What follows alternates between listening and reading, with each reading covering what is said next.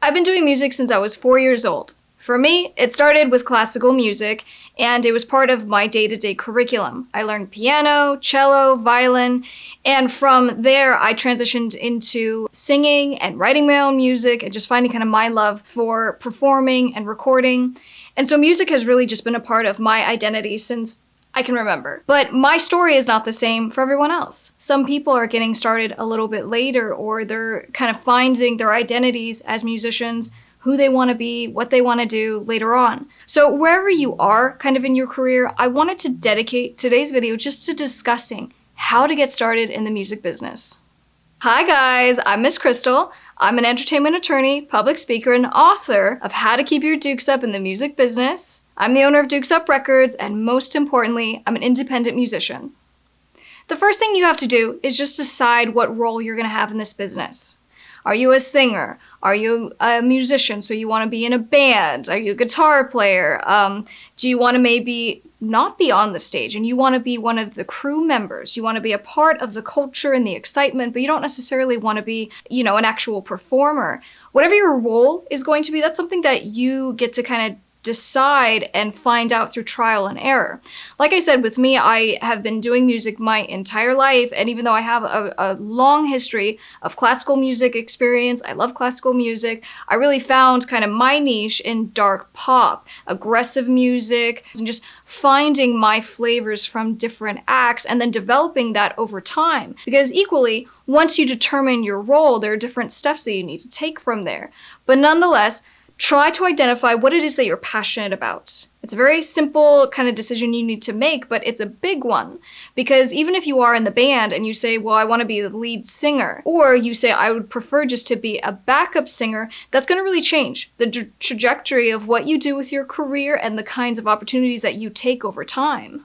Once you've kind of decided what it is that you want to do, now you got to learn things and you need to get good at learning things. And so when you start learning how to do different things, sometimes it's out of necessity. And I'll give you an example. For me, when I started really getting into music and finding my passion, that I really love singing. I love songwriting. Well, at the time, I really wasn't a part of any kind of musical community. I was like homeschooled my entire life, and we had moved to Arizona just, so many years prior. And so I really wasn't with any other musicians other than those in my family. And so for me to say, okay, great, I want to be a singer and I want to find a producer and this and that, it just wasn't going to happen. And of course, when I tried actually reaching out to different studios and that kind of thing to find someone, of course, it was just a deafening silence all around because I had nothing to show, as far as a demo of my abilities, what I sounded like, what my style was. And so unsurprisingly, I didn't really get any responses. And so at that point, I had to make the decision of what was I going to do to make my dreams come true. And so it was at that point that I decided I was going to learn production. And so I was going to become basically my own producer.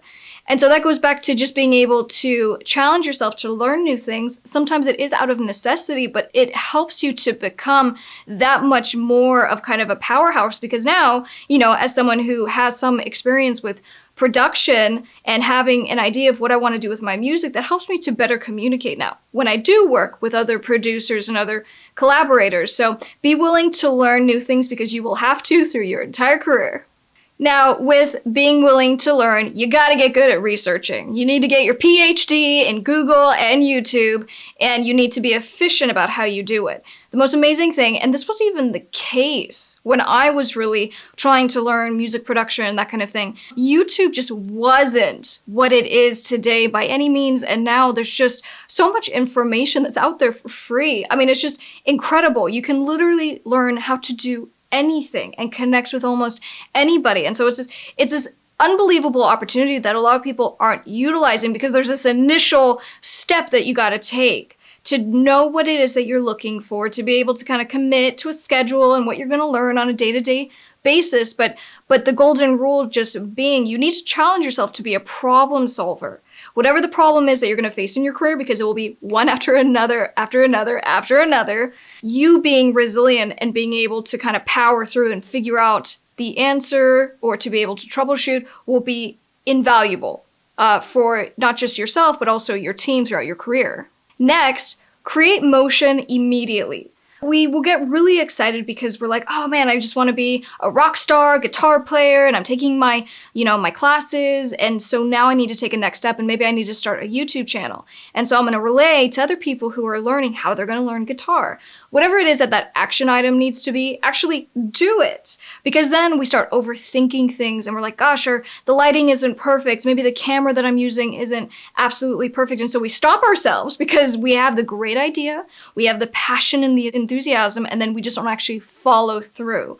So don't be that person, create motion immediately. So now at this point that you've kind of decided what it is that you want to do, you've kind of taken the action to do some research, to start learning some tips, tricks, and techniques. Something that also is going to be helpful is finding someone who has done this already. Because the beautiful thing about the world that we live in is that there's someone who has already accomplished your dream, who has kind of overcome challenges that maybe you are trying to work through right now.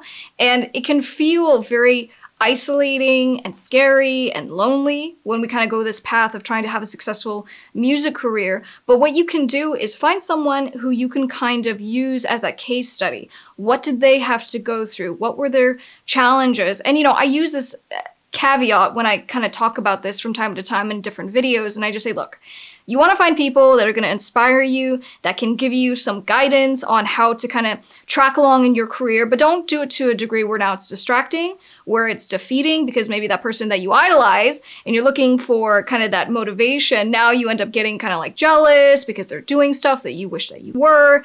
If you're having any kind of negative reaction to content that you're consuming, you need to stop consuming that content. Stop following those people. So I give that note as far as finding someone to kind of be your mentor, whether they're actually mentoring or you're just following through their career. But do it with care and make sure that your focus is always very positive on what that next step is for your career so you can keep moving forward. One of the most important pieces and takeaways from this video has to do with just your resiliency. And resiliency just means that no matter what the world throws at you, you get back up and you just keep going. And it's going to happen, not just with your career, but it's happened with mine. It's going to happen with everyone as far as there's going to be doors slammed in your face. People are going to tell you no. They're going to tell you you suck. They're going to tell you to even stop or quit. And it might even be from someone who maybe has your best interests at heart. Maybe it's a family member, maybe it's a friend, and so they just don't get it. And so they're going to say things to you that are going to be incredibly discouraging. But through all of that, you have to be willing to kind of know yourself, know your drive, know you're passionate, and know that you're not going to give up no matter what. And so as you are kind of taking these different steps throughout your career, this is one of the most important pieces that you will ever learn. And it's something that does have to be learned, because once you actually are down in the mud and you've dealt with something really difficult, it's up to you to get back up and keep going. And then the final piece would just be your patience and your willingness to understand that our perspectives about musicians and their successes and their ability to just blow up overnight, it's very misconstrued. It's not the reality. And the reality for most musicians is that you're going to have to hustle for like a decade, if not more. And it usually is much longer to have a sustainable career, to have a large fan following, because it takes that kind of dedication to build any business. And that's what I want to drive home with you guys as I'm releasing these books about music business and these videos about music business. This is a business that you are trying to build. It shouldn't just be this fanciful kind of, oh, I'm going to release a song and a video and, whatever the universe decides is going to happen is going to happen. No, you have to be more strategic than that. And that strategy, a huge piece is your patience and your willingness to invest in yourself and your career. So as you're going through and as you are starting to build and have more music released and build that fan following, just know that the resiliency piece is really the difference between you and everybody else. A lot of people can't kind of, muscle through the difficulties of this industry, but the difference between them and you is that you will, and you will succeed. As a quick story time, I'll just throw in that, when I went to law school, you learn so much, right? So my interest was, of course, entertainment, intellectual properties would be things like trademarks and copyright. And I found that, while I did a lot of case law reading when I went to law school. I actually knew more about copyright before I went to law school than when I was done with law school. And that's saying something.